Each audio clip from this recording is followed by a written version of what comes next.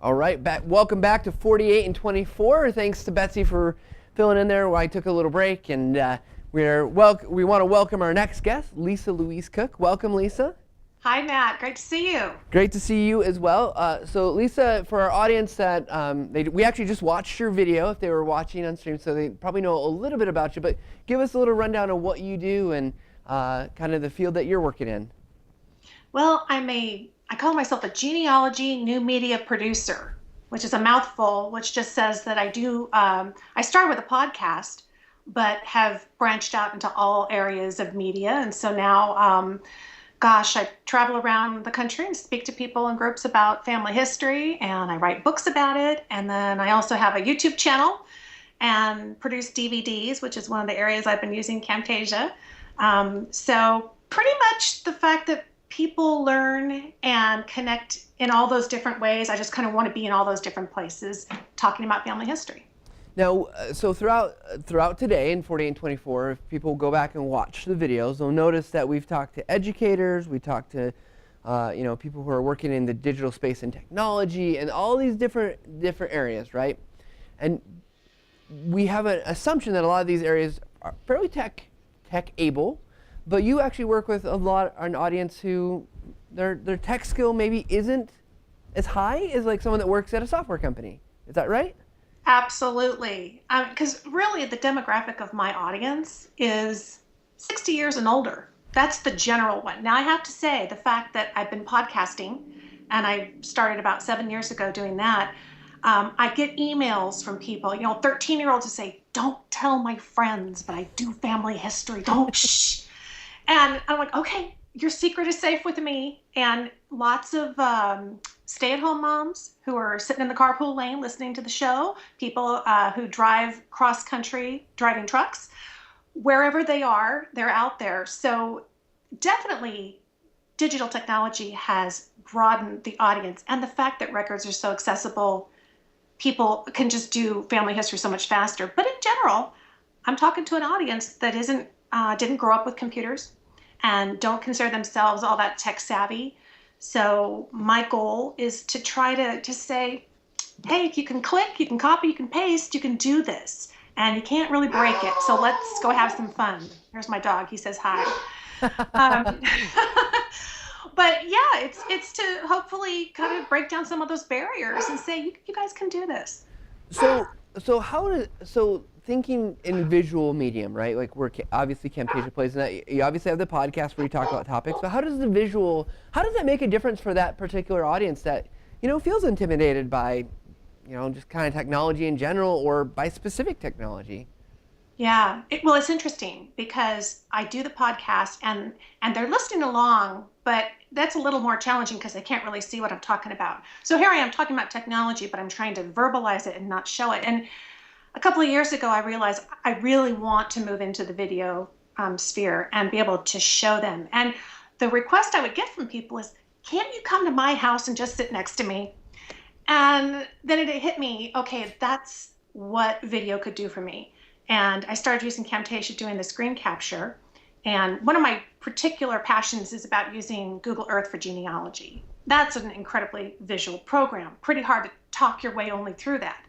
So I started recording videos, and what was amazing to me was not only did people of all ages embrace this and say, whoa, I have got to start doing what you're doing, but they got it step by step. And the big bonus was what it did to my business, because here I've been doing this audio show and it's a free show and people can come in and listen to that. But if they become a member of my website, they get the free show and they get all my classes on video. And it really exploded my business. And it told me that people want to see as well as hear. Well, that's fantastic. So I imagine, we have people, a lot of people are doing Camtasia and stuff like that for part of their day job, and they're not doing their business. But it seems like this is something that if you have a passion and you have some knowledge, you can bring them together and you can actually, you could do something like this. And that's what you've done, right? I'm the luckiest girl on earth because I get to do what I've been passionate about this since I was 8 years old. Can you believe it? I was the only 10-year-old taking her allowance and buying death certificates. It's really creepy.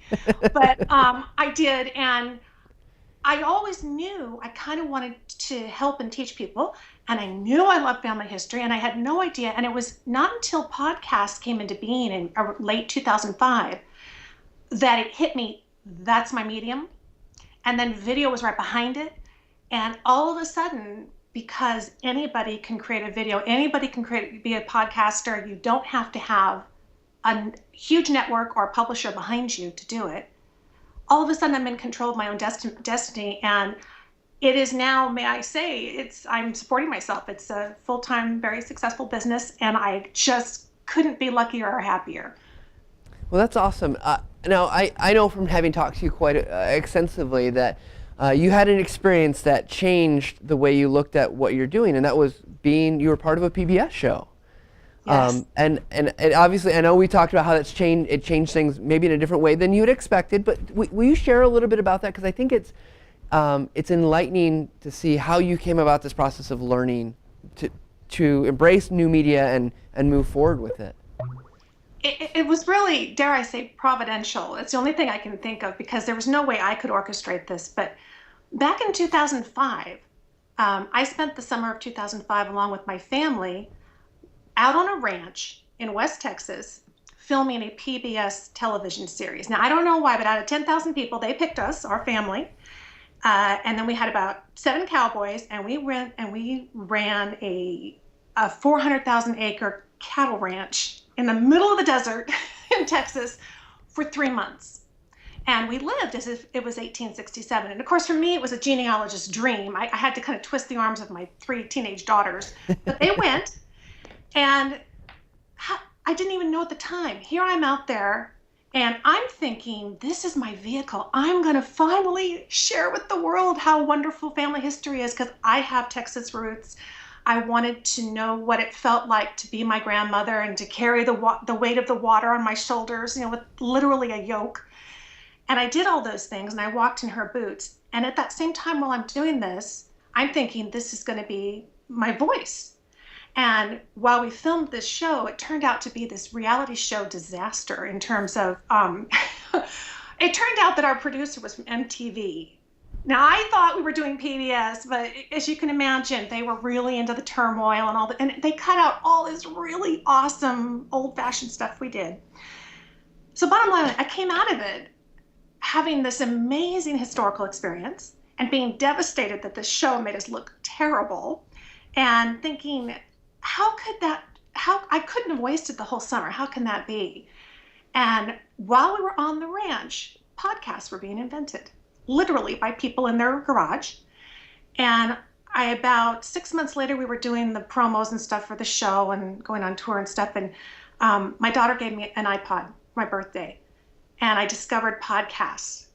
And I thought, I want to do this. This is my vehicle, as I said. So I started doing them. And then it dawned on me. I went from tears to tears of joy, because I realized that show wasn't about, oh, we're going to give Lisa, this is not Lisa's platform to tell the story. It was actually a complete training ground. I learned video production. I learned interviewing techniques. I learned about lighting and sound. I met lots of professional people in the industry. It was like this, you couldn't arrange a better training adventure. And I found myself fully equipped to do new media. And now when people listen to Genealogy Gems podcast, they're listening because they want to hear me talk about family history, not because I'm that lady from Texas Ranch House. So it was a real blessing and an amazing experience. That's awesome. So one of the things I think, as people look at this and they say, well, I know something, I have a passion that I've been passionate about, and they want to bring this together. Not everyone's going to get the experience of going on a PBS show or anything close to that. So do you have any tips for people who want to share their knowledge and experience to how to gain some of that knowledge and how to go about getting started with a kind of an adventure like you've gone on? Absolutely. And you can self-train yourself. I mean, when I heard my first podcast and realized I wanted to do it, the first thing I did was went to iTunes and I typed in how to create a podcast. And I found a podcast all about that. It was Jason Van Orden who did his podcast. And I listened to it just morning, noon, and night. And you know how it is when you hook onto a passion of something. I just lived and breathed and ate it. I mean, I couldn't put it down. I wanted to understand how this works so I could. It took me about a month to get the first show up. And may I say that the number one thing you do is you're not going to be perfect. I just recorded 15 minutes on a $10 Radio Shack microphone. I mean, that was it. It didn't sound very good. We've gone back and remastered those. But the important part was the do it part. And that's what I did. And probably that's the one thing I've got going. I'm not all that afraid, so that's okay. I'm willing to try it. I mean, all they can do is say, nobody listened. But people started listening. So I started upgrading my stuff. But now you got YouTube. See, even then, YouTube really wasn't up and running. So now you can go to YouTube and you can type in, how do I podcast? How do I set up a feed? What's the best microphone? We just bought a video camera to upgrade our videos and set up a studio here now that we're living in Texas. And the first thing we did was look for the reviews on YouTube and then also some techniques for recording and that type of thing. So there's just too much out there to have the excuse to say, well, I don't know how to do that, so I can't. You can do it. And I truly believe everybody has something that they do really well or that they understand or they get or that they feel strongly about. And there's somebody else in the world who needs to hear it. Absolutely. Well, thanks for that advice. I think we're going to wrap up the recording here. We can continue chatting. But Lisa, if they want to find out more about your podcast, maybe see some of the things that you're working on, place you would send them to? Oh, yeah. How about Genealogy Gems Podcast? And the toughest part about that is spelling it. So it's GENEALOGY, Genealogy Gems Podcast. It's genealogygems.com. Got a YouTube channel. Come check us out. There's 167 free episodes you can listen to on iTunes, and we have an app. So no reason not to check it out. And may I say, you don't have to be retired anymore to research your family history. You can do a lot in one sitting in an evening. It's amazing. Absolutely. Thanks, you guys. Yeah, thank you and stick with us, Lisa. We'll be right back with more 48 in 24 in just a minute.